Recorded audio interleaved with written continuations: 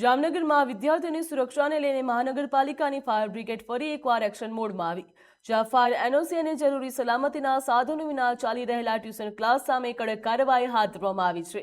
શહેરના અલગ અલગ વિસ્તારોમાં ચકાસણી દરમિયાન 3 ટ્યુશન ક્લાસમાં ગંભીર બેદરકારી સામે આવતા વિદ્યાર્થીઓને બહાર કાઢી ક્લાસીસ સીલ કરી દેવામાં આવ્યા.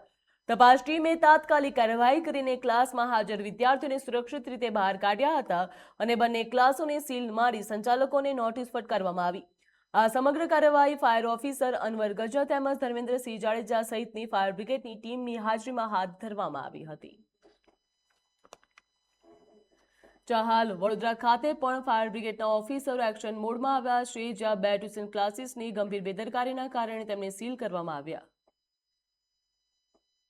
માન્ય કમિશનર સાહેબની સૂચનાથી અને ડીએમસી સાહેબ તથા ઇન્ચાર્જ ચીફ ઓફિસરના માર્ગદર્શન હેઠળ આજ રોજ અલગ અલગ જગ્યાએ ટ્યુશન કોચિંગ ક્લાસીસ આપણે ચેક કરેલ.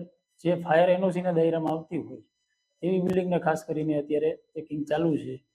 તો એવામાં એક દીપક ટોકીઝમાં ફાયર એનઓસીમાં જણાતા તેમને 2 ટ્યુશન ક્લાસીસને સીલ કરેલ છે.